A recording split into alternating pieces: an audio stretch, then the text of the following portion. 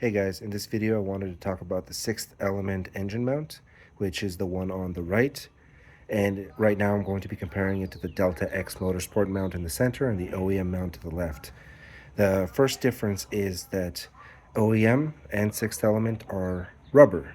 This is going to be EPDM rubber, which is rarely used on aftermarket engine mounts. And like most aftermarket engine mounts, the Delta X is polyurethane.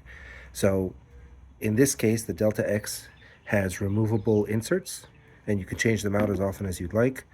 The OEM, a lot of people talk about the fact that there's flashing ribs and that's an issue. This is how it's supposed to be. This is supposed to rock.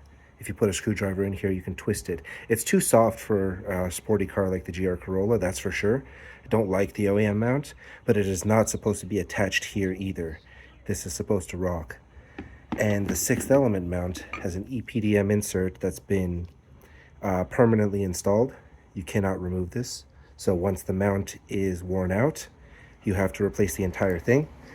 The nice thing about the Delta X, of course, is that you can replace the bushing as often as you'd like. If you wear it out, you replace it with a different one. You can change durometers for track days and daily driving. The other thing is that the Delta X copied the OEM in the sense that it has an attached nut threaded for the stock bolt. Sixth Element decided to use a new bolt and one that doesn't rely as much on torque but has a lock washer and a lock insert in the nut. This makes it easier for people not to screw it up, but at the same time, instead of the 22 millimeter that's for this bolt and the through bolt, now you're dealing with an extra 24 millimeter here and a 24 mil wrench on the nut side. It's a different way of doing it. It's not necessarily worse, and it is safer for people that don't uh, follow the instructions to a T. So I respect that. The sixth element mount has engravings. This side faces up, this side faces the ground.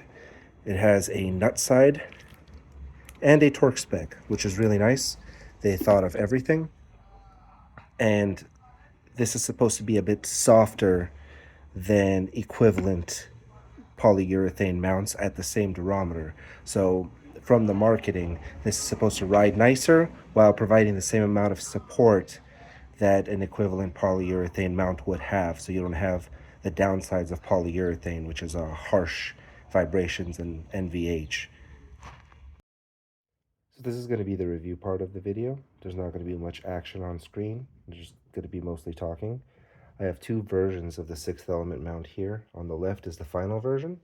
That's a 68 to 70 durometer pour. I run a 70 durometer on the Delta X Motorsport, so it's close, but you can't compare polyurethane and EPDM. It's not exactly apples to apples. And on the right, I have their prototype, which they deemed too stiff. It was, I think, a 78 durometer pour, and it was definitely on the stiff side. But I've put a lot of miles and a lot of high performance driving on both of these mounts. I have not been easy on them. As you can tell, neither have any sort of wear. Even the bolt looks perfect. So in terms of durability, I wouldn't be worried about this mount. In terms of comfort though, I really wanted to talk about how this feels. Once it was installed, over the course of 100 miles, there was a little bit of break-in, but not that much. What you see at the start is almost exactly what you get. Polyurethane tends to break in a little more, but there is a little bit of break-in and it will get softer over time. Once I installed it, it didn't feel too different from OEM. There was a shake in the shifter. I feel like it had a resonant frequency with my likewise reverse lockout, but otherwise it wasn't substantial. It wasn't like other mounts I've had that vibrated the glove box. There was actually no glove box vibration. And in terms of idle vibration, there wasn't much through the chassis. It was mainly the rattling in the shifter. And it was a very minor thing and only happened sometimes, like it came and went. Otherwise, it wasn't too different from OEM, and it was definitely more than comfortable enough for a daily driver. So for a daily, I highly recommend this. In terms of stiffening up the shifting, it definitely did that. The shifting feel is very good on the GR Corolla, but once you get going, it's inconsistent.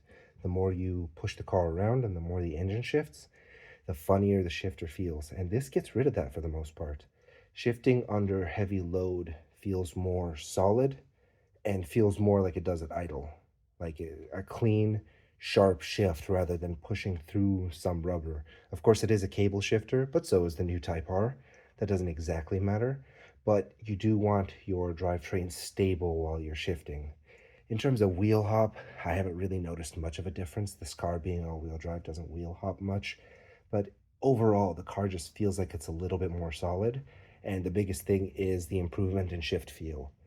For me, I think one of these mounts, or a Delta X Motorsport mount, or one of their competitors other than Cusco, is a necessity for this car. The stock mount just feels really cheap and really soft, more like it's made for an economy car. It does not feel like it's made for a GR Corolla. So I highly recommend upgrading, whether you choose this one, which is going to be more of a daily driver mount and cannot be replaced without replacing the whole thing since the bushing is crimped in, or you go with the Delta X, which is currently in the car, where it is polyurethane, so there may be a little more compromise. Like the 70 durometer I have shakes a little less, probably because of a bigger bushing size and more surface area, but may feel a little bit softer. It's kind of hard to tell, honestly. These things are all butt dyno and very fine differences. I feel like this one was a little bit tighter than the Delta X with a 70 durometer bushing, but I also can't guarantee that to be true. However, with the Delta X, you can switch out the bushing anytime for an 80, for a 60, whatever you want. So if you want to switch it out for track days, put it on ramps, take half an hour, and now you have a track day setup. With this, you have to replace the entire thing once it wears out, and you only get one durometer. Now, this extra stiff prototype, it's a little rattly for a daily driver, but I actually really enjoyed it for pushing the car hard. It felt great, so I might keep that one around just because I like it. However, if you're going to be just driving on the street, I highly recommend this product. It's amazing. And if you aren't planning to change bushings often, this is probably the one to get. With Delta X, there's so much more expandability, and you get a product that's arguably more finely designed, but not that you'd ever tell because it's inside your car underneath a bunch of splash shields.